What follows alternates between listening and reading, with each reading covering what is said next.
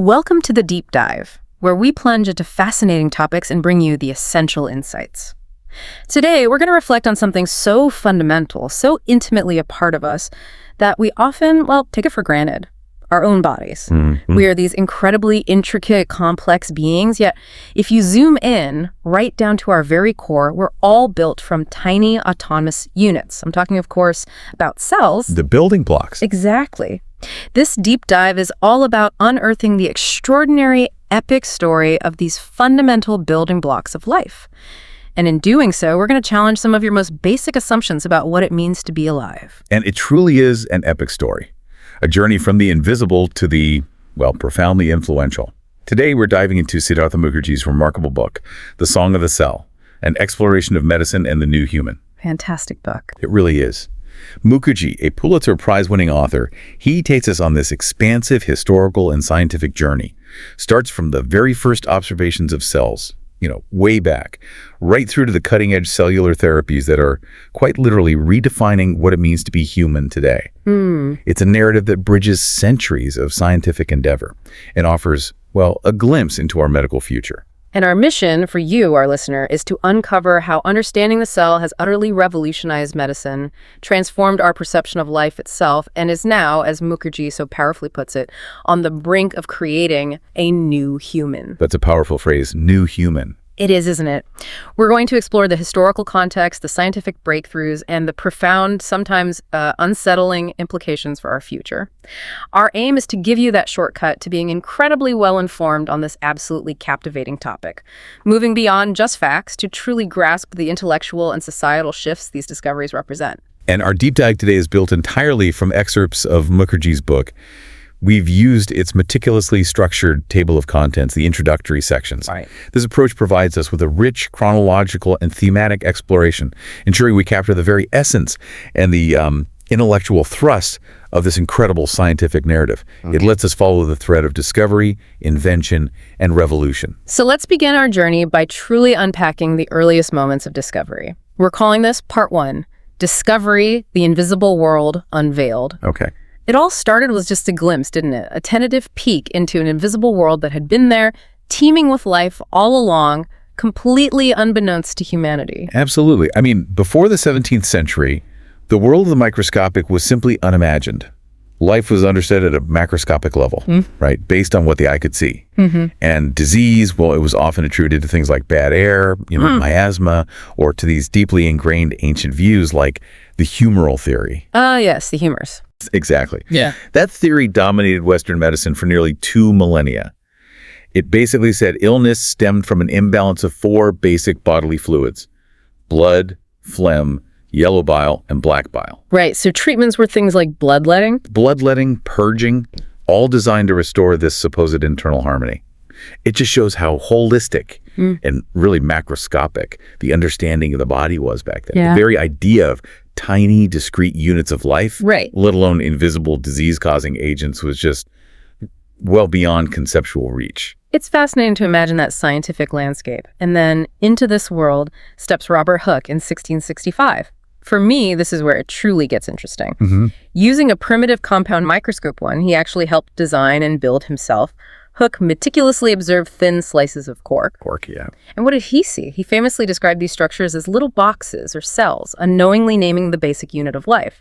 His observations were so groundbreaking, they were published in his monumental work, Micrographia, complete with these intricate drawings. Incredible drawings. He wasn't just seeing dead plant tissue. He was looking at the fundamental structural patterns that, underlie all living things. And the brilliance there is in the observation itself. While primitive by today's standards, Hooke's compound microscope was a significant technological leap for its era. It allowed him to resolve structures previously invisible. Right. He believed the cork was made of independent repetitive units, much like the cells in a monastery, which is actually where the term cell originated. Ah, okay. He saw pores, channels, repeating units. And while he didn't grasp the concept of a living cell or its internal machinery, his detailed drawings and descriptions laid the essential groundwork. His work introduced the sort of visual language for a completely new way of looking at life. challenging that prevailing notion that all biological complexity was immediately visible. But Hooke's discoveries, while foundational, were just the beginning of truly unveiling this invisible world. The next significant leap came with Antony van Leeuwenhoek in the late 17th century. Ah, Leeuwenhoek, yes. What's incredible about Leeuwenhoek is not just his discoveries, but his background.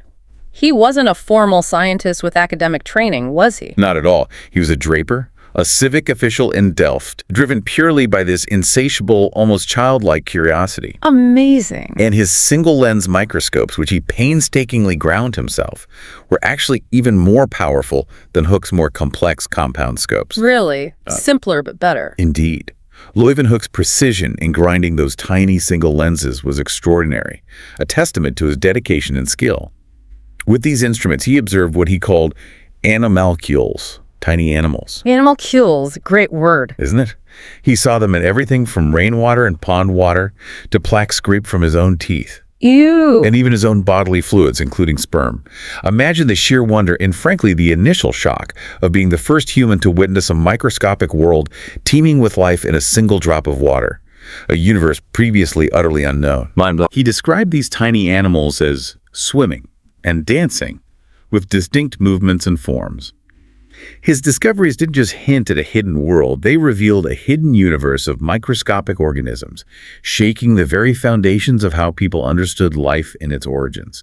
And crucially, he wasn't doing this for academic prestige or to climb any scientific ladder. He was a pure amateur, driven by the thrill of discovery. That's right. He meticulously sent detailed letters, often accompanied by his exquisite drawings, to the Royal Society in London, simply sharing what he saw. He was a true pioneer, constantly refining his instruments and pushing the boundaries of what could be seen, laying a path for others to follow. This profound shift in perception naturally raises an important question. What exactly stood in the way of accepting these microscopic realities for so long? Good question. Inertia. Well, partly. As we discussed, prior to the cell being understood, people conceptualized life and disease through these ancient holistic views. The humoral theory, with its 4 bodily fluids, was incredibly deeply ingrained. Yeah, thousands of years. It wasn't just a theory. It was the entire framework for understanding health and illness, dictating medical practices for centuries. The idea that invisible, living entities, too small to see, could exist and profoundly influence the macroscopic world, causing disease. Well, that was a radical departure. Completely alien concept. It required a complete reevaluation of cause and effect. A move from vague internal imbalances to specific, unseen agents. It was a cognitive leap, a mental barrier that proved incredibly difficult for many to overcome, even with direct observational evidence from people like Leeuwenhoek. It certainly sounds like a huge conceptual leap. Yeah. A battle against centuries of ingrained beliefs, coupled with the sheer difficulty of visualizing something so tiny and then accepting its profound impact. The idea that life itself could be broken down into discrete, fundamental units rather than being an indivisible whole was revolutionary. It required a massive shift in scientific thinking. And this brings us beautifully to the next major phase of our deep dive. Let's call it unifying principles, the birth of cellular theory. This is where those initial disparate glimpses and observations began to coalesce into a truly cohesive, universal scientific framework for understanding life. Right. This pivotal moment in biology often culminates in what's dramatically but accurately called the dinner that changed biology. Love that title. Me too. In 1837, in Berlin, 2 brilliant minds, Matthias Jakob Schleiden, a botanist, and Theodor Schwann, a zoologist, had a pivotal discussion. One of those serendipitous moments that altered the course of science. Precisely. Schleiden, having extensively studied plant cells, had consistently noted their structured, repetitive forms, often containing a nucleus. The little dot inside. Exactly. Schwann, on his part, was already doing significant work on animal tissues. And importantly, he too had observed the presence of nuclei in various animal cells, seeing them as central components. Okay. During that fateful dinner, as they discussed their independent observations, they had this profound realization. The fundamental structural similarity between plant and animal tissues. Oh, the connection. They recognized that these basic particles of life, these individual cellular units, were not just present, but common to both kingdoms of life, plant and animal, suggesting a universal building block. That's huge. So, building on this electrifying insight, Schwann went on to publish his seminal work, Microscopic Research. Something accordance. Microscopic research on the accordance in the structure and growth of animals and plants in 1839. Yes, right. And this established the foundational principle of what we now know as cell theory, the declaration that all organisms are composed of cells and cell products. Are you mental? Absolutely. This was monumental because it didn't just unify botany and zoology under a common structural element. It created a single overarching theory that explained the fundamental organization of all life. Yeah. Before this, biology was often fragmented, wasn't it? Yeah. Scientists studying different organisms in isolation. Schwann's work provided a unity in multiplicity, demonstrating that despite immense diversity, all life shared a common, microscopic architectural basis. This wasn't just a discovery, it was a profound intellectual shift. It enabled scientists to begin formulating universal biological laws rather than just cataloging disparate observations. Okay, but cell theory, as revolutionary as it was, wasn't yet complete, right? Correct. It described what cells were and that all life was made of them. But it didn't fully explain where they came from. The origin question. Precisely. This is where the formidable figure of Rudolf Virchow enters the scene, with his monumental declaration in 1855. Omnis cellula e cellula. Latin for? All cells arise from cells. It's fascinating how Virchow's insight completed cell theory by definitively addressing cellular origin. Before his work, some influential scientists still harbored ideas of spontaneous generation for cells. They did, yeah. That cells could simply appear from non-living matter, or even from some kind of blastema or fluid. Hard to imagine now. Right. Virchow's rigorous observations and tireless advocacy showed unequivocally that cells divide to produce new cells, ensuring the continuity of life and firmly debunking those lingering ideas. It provided the missing piece. Not only are cells the basic unit of life, but life itself only comes from pre-existing life at the cellular level. And his work didn't stop there. It radically shifted the understanding of disease, laying the foundation for modern pathology. It really did. Instead of focusing solely on organ-level pathology or those vague humoral imbalances we talked about. Yeah, back to the humors. Virchow argued forcefully that disease originates at the cellular level, from abnormal cells. This gave birth to the field of cellular pathology. Okay. He theorized that if a cell's structure or function goes awry, if it's diseased or injured, that's where the cascade of disease begins. This was a radical departure, moving medical diagnosis and treatment from merely observing symptoms to seeking the underlying cellular dysfunction. He really redefined what it meant to be healthy or sick. And he also emphasized the cell as a closed living unit with defined boundaries and internal autonomy. Each cell, in his view, functions as a largely independent unit, capable of regulating its own internal environment, maintaining its homeostasis, while simultaneously contributing to the larger organism. Right. This notion was crucial not just for understanding health, but especially for disease. Positioning cells not merely as passive components, but as active, dynamic participants in both physiological and pathological processes. He showed us that the battlefield of disease was fundamentally within our own cells. Wow. So this profound understanding of the cell as the basic unit of life and disease, it paved the way for an even more dramatic shift in medicine, right? Absolutely. Battling the invisible foe, germs, and the rise of hygiene. The concept of invisible entities causing illness, once ridiculed, now had a scientific framework within the cellular understanding. Right. Before germ theory became widely accepted, the predominant explanations for disease were, as we discussed, the miasma theory, the belief that diseases like cholera or the plague were caused by bad air or foul-smelling vapors. Stinky air makes you sick. Seems plausible, maybe. Well, yeah, if you didn't know better. And of course, the enduring humoral imbalances. People literally believed you could get sick from the stink in the air or an internal disharmony. These were pre-scientific understandings, lacking any clear biological mechanism and leading to largely ineffective, sometimes harmful treatments. And then came the monumental breakthroughs of Louis Pasteur. Ah, Pasteur, famous name. He was the one who famously and elegantly disproved the spontaneous generation of microorganisms through his ingenious swan neck flask experiment. All right, the curved necks trapping dust. Exactly. By showing that sterile broth remains sterile until exposed to airborne particles, he definitively established the link between microorganisms and processes like fermentation and putrefaction. His findings were not just theoretical, they laid the absolute groundwork for what would become the germ theory of disease, demonstrating that living, invisible agents were at play. And that theory was then truly solidified by Robert Koch. Koch, yes. Crucial figure. What Koch did was provide rigorous, systematic criteria, known today as Koch's postulates, for scientifically proving that a specific microorganism causes a specific disease. This wasn't just observation, it was definitive proof. Like a checklist for germs. Pretty much. He demonstrated this with the bacterium Bacillus anthracis and anthrax in cattle, meticulously isolating the bacteria, culturing it, inoculating healthy animals with it to induce the disease, and then re-isolating the same bacteria from the now sick animals. Wow, step-by-step proof. Exactly. It established a direct, irrefutable causal link. It was a revolutionary moment, moving from vague theories to concrete, reproducible scientific evidence, a true high point of scientific methodology. But the story of battling invisible foes wasn't just about identifying the germs themselves. It also involved understanding how they spread. Right. This brings us to the compelling and tragically ironic story of Ignaz Semmelweis in the 1840s. Oh, the hand-washing guy. The very same. Working in a Vienna hospital, he observed the devastating rates of puerperal fever, or childbed fever, which was killing mothers in huge numbers. He noticed a stark difference.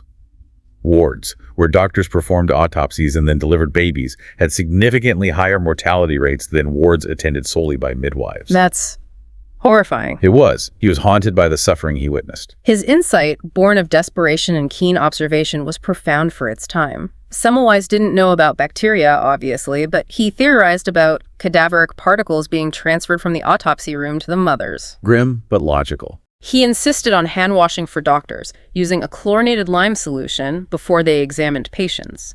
This simple intervention incredibly dramatically reduced the mortality rates. The data was clear. Completely clear. Yet, despite the irrefutable data, his cadaveric particles theory was ridiculed. He faced immense professional resistance and personal despair. It was a precursor to germ theory, demonstrating the power of hygiene, but his brilliance was tragically unappreciated in his own time. Sad story. Very sad. Another equally powerful example of understanding disease transmission came from John Snow's pioneering epidemiological work in London in the 1850s. The cholera map. The famous cholera map. During a severe outbreak, Snow meticulously mapped the incidence of cases, tracing them back to a contaminated water pump on Broad Street. A classic piece of data visualization. Absolutely. By removing the pump handle, he effectively halted the outbreak. His data provided strong empirical evidence that disease could be spread by an unseen agent in water, directly challenging the prevailing miasma theory and demonstrating the immense power of careful observation, data analysis, and logical deduction in public health. His work was a triumph of systematic investigation. These collective discoveries, the cell as the unit of life and disease, the proof of microorganisms causing illness, and the understanding of transmission, they all paved the way for perhaps the most impactful medical revolution of the 20th century, the antibiotic revolution. Paul Ehrlich, in the early 20th century, championed the visionary idea of magic bullets. Magic bullets, love it. Drugs that could selectively target disease-causing microbes without harming the host's own cells. His work on syphilis treatments, though toxic by today's standards, was an early groundbreaking example of this quest for selective toxicity. Trying to hit just the bad guys. Exactly. And then the legendary, almost accidental discovery that truly changed everything. Alexander Fleming's penicillin. The moldy petri dish. The famous moldy dish. In 1928, Fleming, a bacteriologist, noticed a mold inhibiting bacterial growth. A happy accident, as they say. Serendipity. However, the sheer therapeutic potential of penicillin wasn't immediately recognized or fully developed. It was the crucial work of Howard Florey and Ernst Chain over a decade later in the 1940s that transformed penicillin into a mass-producible therapeutic drug. Right, they scaled it up. Their heroic efforts, particularly during World War II, ushered in an entirely new era of fighting bacterial infections, transforming the landscape of medicine from one of fear and fatalism to one of hope and effective treatment. It was a monumental shift. I mean, before antibiotics, even a simple cut could lead to a deadly infection. Absolutely. They quite literally extended the human lifespan and dramatically improved the quality of life globally. And the way they work is fascinating. Antibiotics like penicillin, tetracyclines, cephalosporins, quinolones, they operate by targeting unique bacterial structures or processes that are not present or are very different in human cells. That's the key, the selectivity. Right. For instance, penicillin targets bacterial cell wall synthesis, a structure human cells don't have. Others might disrupt bacterial protein synthesis or DNA replication in ways specific to the microbe. It highlights the fundamental differences between human and bacterial cells, allowing these magic bullets to be selectively toxic to bacteria without harming our own. Of course, the challenge of antibiotic resistance, born from overuse and evolution, now looms large. A huge challenge today. But the initial impact was truly transformative. Having journeyed through the discovery of the cell and its role in disease, we now move into part 2 of our deep dive. One and many, the architecture of life. Okay. Once scientists could see cells and understood their fundamental importance, the next step was to truly unravel their incredible internal complexity and how they organize themselves. What's fascinating here is the very concept of an organism itself. The word comes from the Greek organon, meaning tool. Interesting etymology. Isn't it? This isn't just a linguistic curiosity. It's a profound conceptual insight. A cell isn't simply a random collection of molecules. It is, in effect, a highly organized, exquisitely designed tool, meticulously crafted to achieve specific biological goals. Purpose-built. Exactly. This realization that life at its most fundamental level is purpose-built and organized changed everything. Exactly. Each cell, whether it's a single-celled bacterium or a cell in your liver, possesses a suite of fundamental properties that define life. First, autonomy. Each cell is largely a self-sufficient unit, capable of regulating its own internal environment, generating its own energy, carrying out its basic functions. Independent little machine. Pretty much. Then there's self-replication. Its astonishing ability to accurately reproduce itself, creating new cells from existing ones, ensuring the continuity of life. Copying itself. Cells also exhibit development, their capacity to grow, mature, and differentiate, taking on specialized roles. And crucially, there's homeostasis. Keeping things stable inside. Right, the intricate and vital process of maintaining internal stability and balance. What the great physiologist Claude Bernard famously called the milieu intérieur, the internal environment. Cells are constantly regulating their internal environment, buffering against external changes in temperature, pH, or nutrient availability, all of which require continuous energy expenditure and finely tuned control systems. Without this constant internal balance, life simply cannot persist.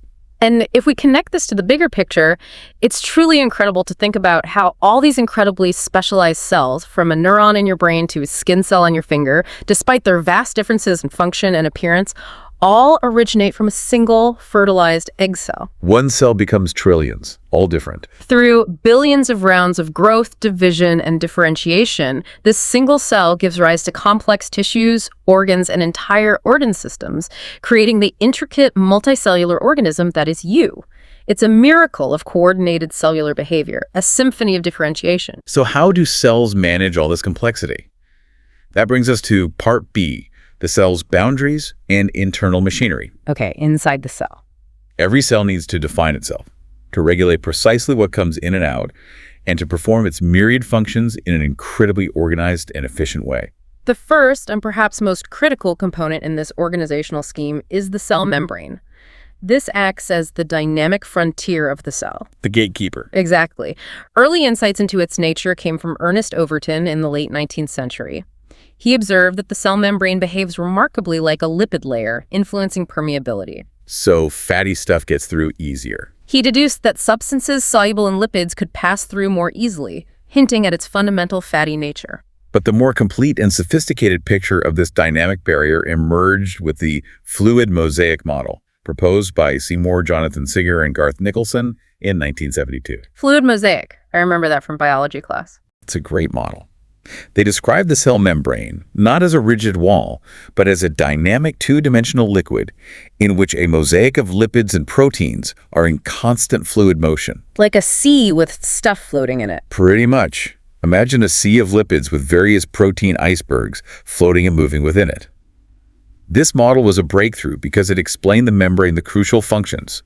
Signal reception, allowing cells to communicate. Talking to each other. Selective nutrient transport, bringing in necessary resources, waste expulsion, efficiently removing cellular byproducts, and maintaining cellular identity, featuring unique protein markers that differentiate one cell type from another and distinguish self from non-self. Wow, it does a lot. You can truly imagine it as a spaceship with a double membrane, meticulously controlling its internal environment and interacting with the outside world. Now, let's venture inside this incredible spaceship.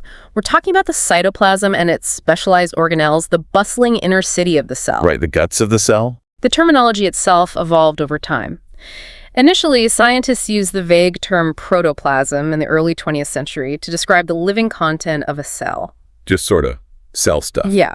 But as microscopes and biochemical techniques improved, that broad term was replaced by a more nuanced understanding of the cytoplasm as a complex chemical system, filled with a diverse array of specialized organelles, each with a specific job, much like different factories or departments within a city. One of the key players in this cellular inner city is the endoplasmic reticulum, or ER. The ER sounds like a hospital department. Well, it's a vast interconnected network of membranes that extends throughout the cytoplasm, forming sacs and tubules. It's intimately involved in both protein and lipid synthesis. Making things. Exactly. We distinguish between the rough ER, which is studded with ribosomes and primarily handles the synthesis, folding, and modification of proteins destined for secretion or insertion into membranes. Rough because of the ribosomes. Precisely. And the smooth ER, which lacks ribosomes and is involved in lipid synthesis, detoxification of drugs and poisons, and calcium storage. This division of labor within the ER is a remarkable example of how cells achieve efficiency through specialized internal compartments. And those ribosomes you mentioned, these truly are the protein factories of the cell. Absolutely essential. Tiny molecular machines responsible for decoding the genetic instructions carried by messenger RNA. Or mRNA. Right, that's right. And then synthesizing proteins, which are the workhorses of the cell, carrying out almost all cellular functions. Without ribosomes, no proteins are made, and without proteins, no cellular function is possible. They represent the fundamental link between the genetic code and the physical manifestation of life. Okay, then we have the mitochondria, often celebrated as the powerhouses of the cell. Everyone knows that one. Their critical role is generating ATP adenosine triphosphate, which is the universal energy currency of the cell, essential for virtually all cellular activities. The cell's fuel, exactly. This ATP is produced through a process called cellular respiration, which is essentially the burning of nutrients like glucose to produce energy. And if we connect this to the bigger picture, the origin of mitochondria is one of the most fascinating stories in evolutionary biology, the endosymbiotic theory. The idea that they were once separate bacteria. That's the one. This widely accepted theory proposes that mitochondria originated from ancient, free-living bacteria that were engulfed by early eukaryotic cells over 1 billion years ago. Rather than being digested, these bacteria formed a mutually beneficial, symbiotic relationship, eventually evolving into the mitochondria we see today. Wow, what's the evidence for that? The evidence is compelling. Mitochondria have their own circular DNA, like bacteria. They have their own ribosomes, also similar to bacterial ones, and they replicate independently within the cell, much like bacteria. Incredible, like little lodgers that became essential parts. Pretty much. And finally, at the very heart of almost every eukaryotic cell, we have the nucleus, the undisputed command center. The brain of the operation. You could say that. This is where the cell's entire genetic material, its DNA, is housed and meticulously organized in the form of chromosomes. Okay. The nucleus truly is the control center, containing the master blueprint of life. The DNA within it contains all the instructions for building, operating, maintaining, and reproducing the cell. And it's packed in really tightly, isn't it? Amazingly so. To put its remarkable packaging into perspective, if you were to unspool the DNA from a single human cell, it would stretch approximately 6.5 feet long. Yet it's all meticulously packed into a microscopic nucleus, just a few micrometers in diameter. That's just mind-boggling. Beyond merely storing information, the nucleus also dynamically regulates gene expression, determining which genes are turned on or off at any given time.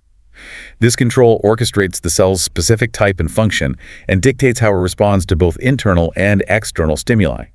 Allows the liver cell to act like a liver cell and a neuron to act like a neuron. Telling the cell what job to do. Exactly. And it's also absolutely vital for cell division. The nucleus ensures that chromosomes are accurately replicated and then precisely distributed equally to daughter cells during division, maintaining perfect genetic continuity from one generation of cells to the next. So it manages copying, too. It really is the master architect, the chief librarian, and the ultimate regulator of the cell, safeguarding the genetic heritage and directing its destiny. Wow. This profound and ever-deepening understanding of the cell has not merely advanced our knowledge, it is actively reshaping our future. Which brings us to part 3, rebirth, the new human and cellular medicine. Right. This is where it gets really futuristic. Mukherjee makes a truly compelling argument in his book. that after a century largely focused on genes, which he aptly dubbed the gene century, we are now firmly in the cell century. The cell century, I like that.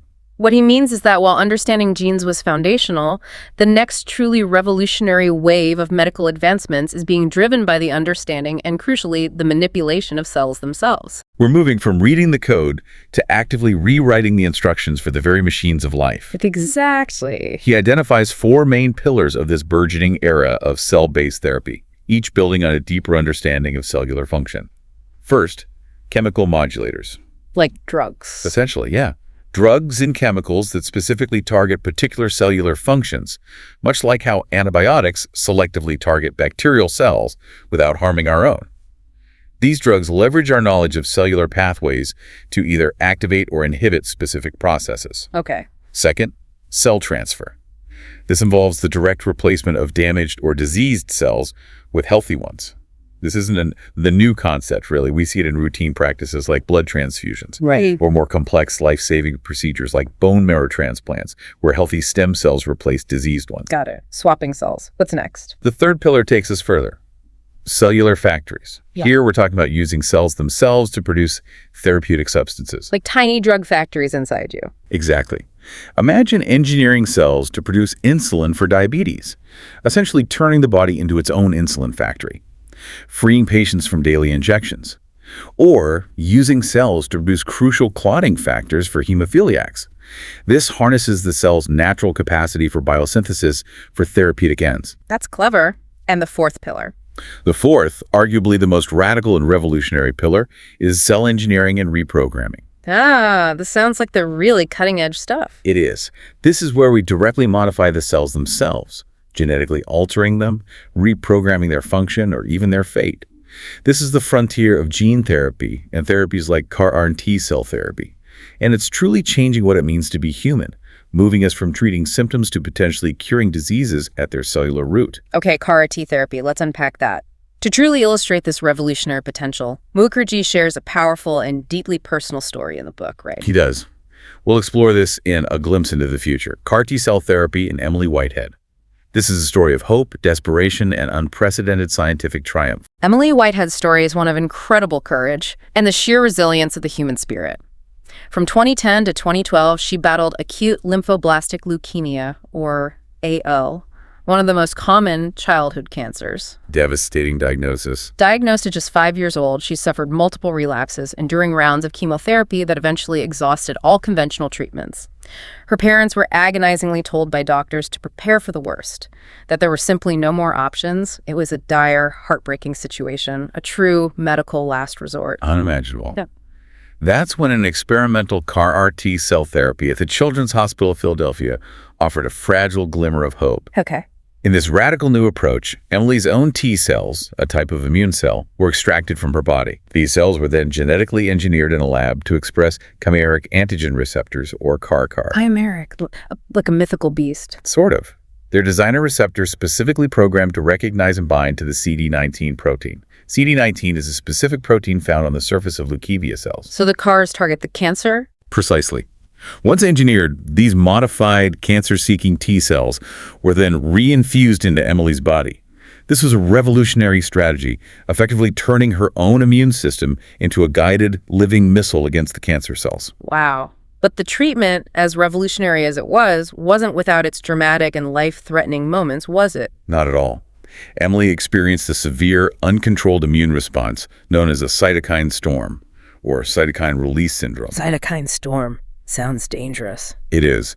Her body was utterly overwhelmed by the massive activation of her newly engineered T cells. They were aggressively attacking the leukemia cells, but also releasing a flood of inflammatory signaling molecules called cytokines. So the cure was almost too powerful. In a way, yes. This was a critical complication, causing dangerously high fevers, plummeting blood pressure, and organ damage. Her doctors struggled desperately to control it, realizing they had unleashed a powerful new force that was also incredibly dangerous. Terrifying. And this is where the story gets even more critical and showcases incredible scientific agility. Researchers, understanding the underlying biology of the cytokine storm, identified the crucial role of a specific cytokine, interleukin-6, or IL-6, in driving this runaway inflammation. Okay, they found the culprit molecule. Exactly. In a truly experimental and life-saving move, they administered an IL-6 blocker called tocilizumab.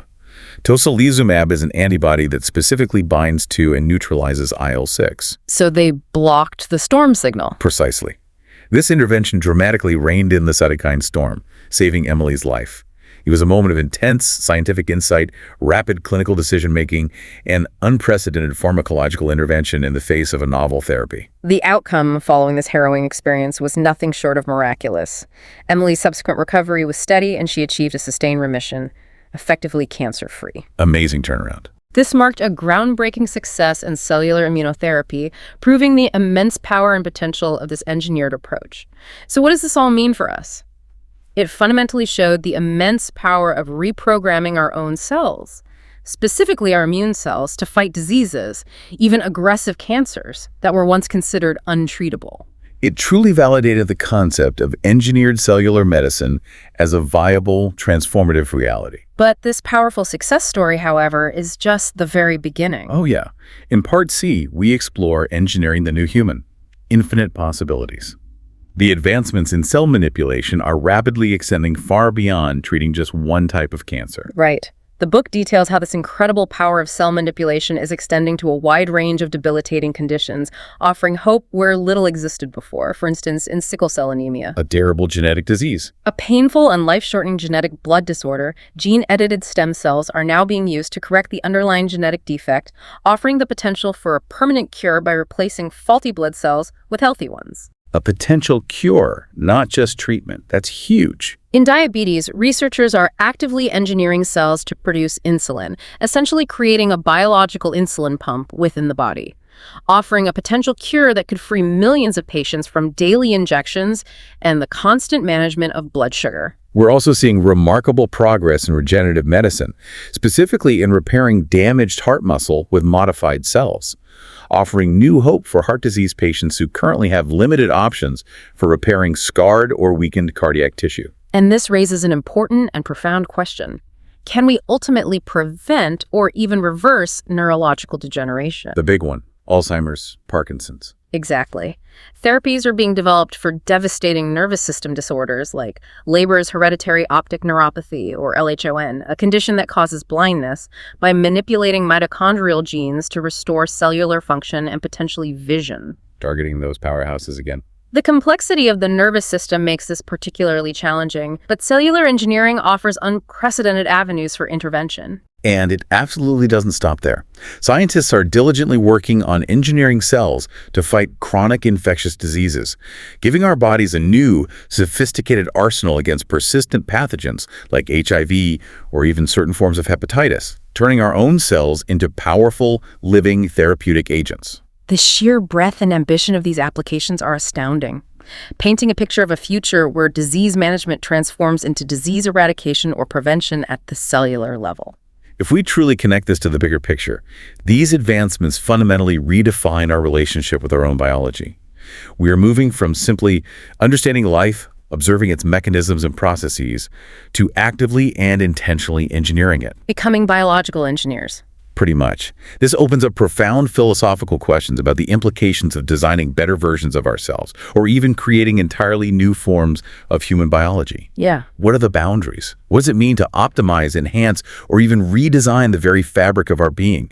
These are not distant scientific hypotheticals. They are becoming increasingly tangible realities we will soon face. It's a journey into what Mukherjee calls the infinite possibilities of medicine and the conceptualization of the new human.